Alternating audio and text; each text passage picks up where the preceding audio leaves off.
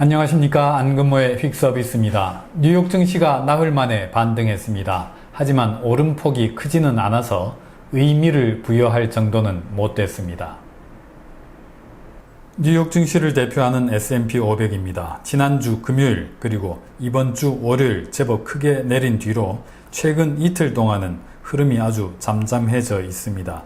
파월 의장의 잭슨 홀 연설을 목전에 두고 어느 쪽으로든 돈을 자신있게 걸 사람은 많지 않아 보였습니다.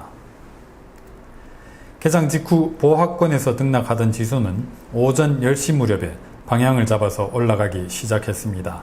바이든 대통령이 학자금 대출 1인당 $10,000, 우리 돈으로 1,300만원 탕감 계획을 발표하자 반등 탄력에 힘이 붙는 모습이었습니다.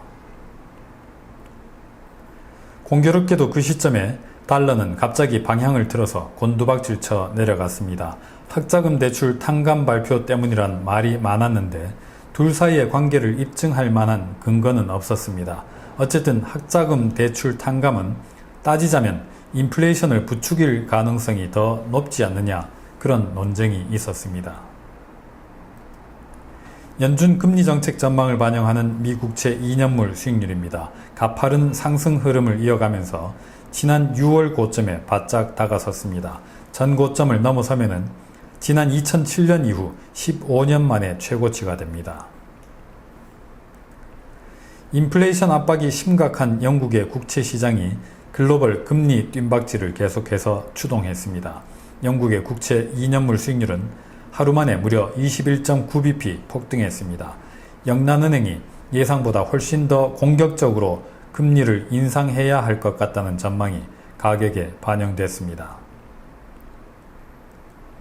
유로존의 상황도 비슷합니다. ECB 금리 인상 전망이 갈수록 높아지고 있습니다. 현재 0%인 ECB 예치금 금리가 내년 7월까지 2.0%로 인상될 것으로 머니마켓은 프라이싱 중입니다. 유럽 천연가스 벤치마크 가격입니다. 메가와트 시당 300유로 선을 다시 넘어섰습니다. 원유 한 배럴을 $500 넘게 주고 사는 것과 같은 비용이라고 합니다.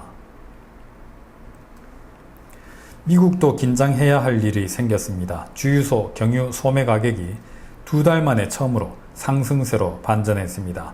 지난 6월 중순 기름값이 떨어지기 시작한 지점은 뉴욕 증시의 저점, 역대급 서머랠리의 출발점이기도 했습니다.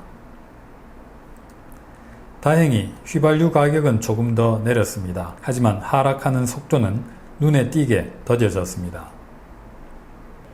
사우디 에너지 장관의 감산 위협 발언 이후로 원유 가격도 이틀 연속 제법 빠른 상승세를 타고 있습니다. 오늘은 여기서 마치겠습니다. 감사합니다.